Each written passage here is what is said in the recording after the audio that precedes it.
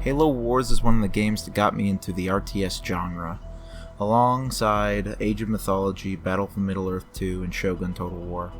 I mainly played the skirmish battles as a kid, and I only ever played a few levels of the campaign, but now I finally got around to beating the whole game, and it was pretty fun.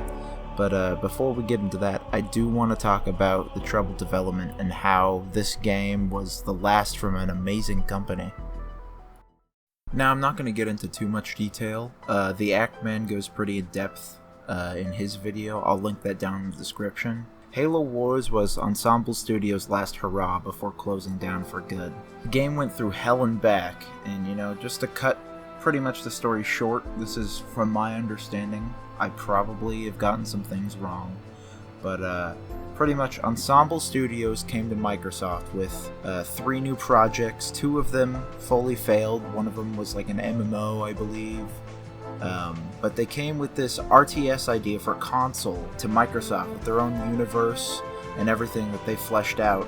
And Microsoft just was like, oh yeah, that's a great idea. Let's make it Halo though. I think that'd make it better.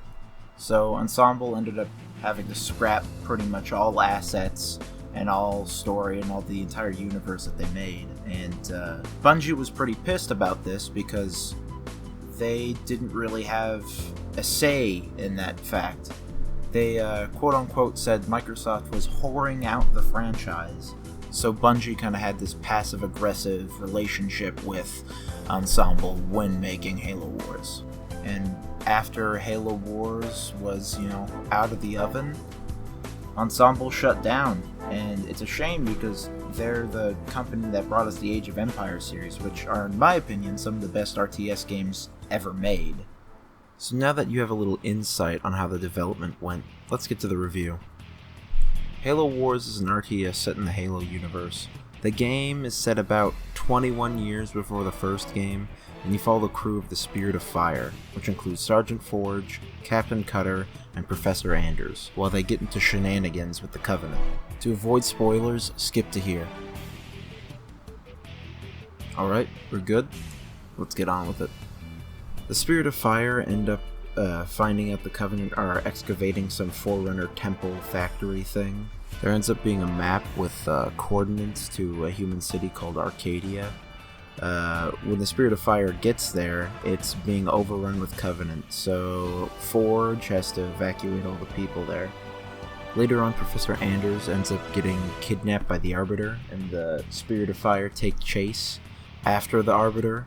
They end up landing on a planet infected with flood. They later find out that the planet is completely hollow with a mini-sun inside it. Cutter ends up coming up with a plan to blow the star to high hell.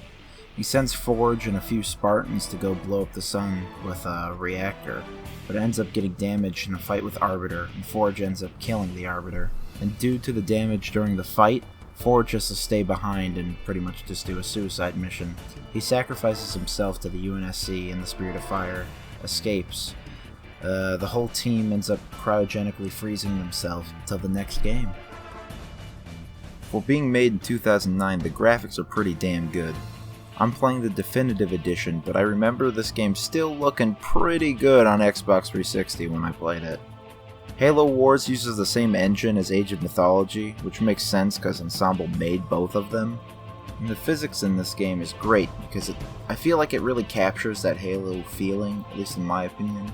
Like, for instance, the Warthogs will do little jumps and stuff, and they still move around like a Halo game. I think it's great. It definitely makes the game more cinematic and just make it feel more like Halo.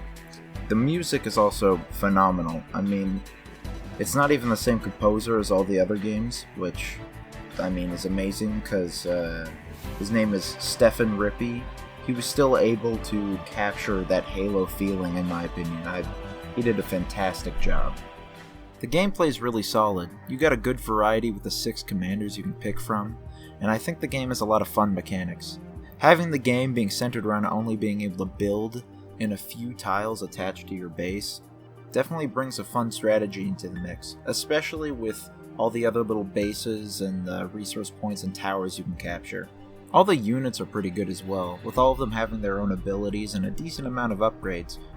You also get a power wheel, which can change depending on your commander. Same with some special units that each commander has, such as my personal favorite, the Hawk, which is an upgrade for the Hornet.